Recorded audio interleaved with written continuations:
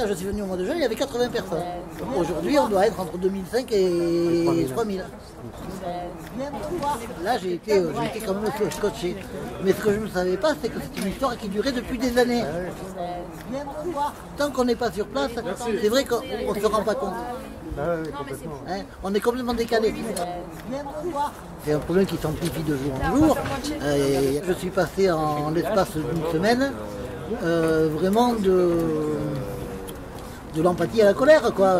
Parce qu'au départ, nous, moi en tant que compagnon dans une communauté Emmaüs loin d'ici, je préparais des couvertures, je préparais des pulls, mais je ne voyais pas la finalité.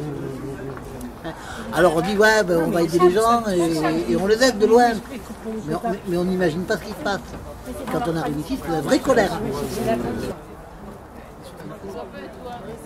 Ça, on l'imagine dans un point reculé de l'Afrique. On l'imagine en Inde. Ah merde, on est en Europe là. On est en France là. Et ça aujourd'hui, je pense que René Char, s'il avait vu ça, il aurait dit honte, honte, honte. Là, on n'est pas sur un camp. On est sur un ghetto, on est sur une zone de non-droit, on est sur du bidonville, on n'est pas sur du camp. Mais aujourd'hui, cet endroit-là, c'est un endroit privé de la ville. Donc l'État dit il n'y a pas de jungle. On nie l'existence de cet endroit. C'est tellement plus facile que de dire oui, effectivement, il y a quelque chose là et on a une responsabilité. Mais non, on n'a pas de responsabilité puisque ça n'existe pas. Au final du final, qu'est-ce qu'ils veulent?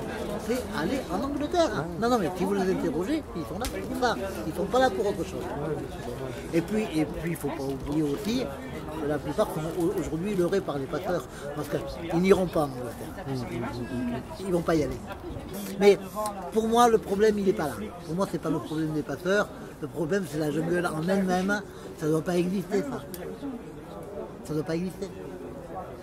Que ce soit les passeurs ou les politiques, aujourd'hui, moi je les mets dans le même panier à la limite. Moi c'est ce que j'ai envie de demander à nos politiques, hein. J'ai envie de leur dire, mais attendez, on ne vous a pas élus pour ça. L'Europe, c'est pas ça. La libre circulation des personnes et des biens. Les biens ils circulent, mais pas les personnes. Pourquoi on élit des gens aujourd'hui?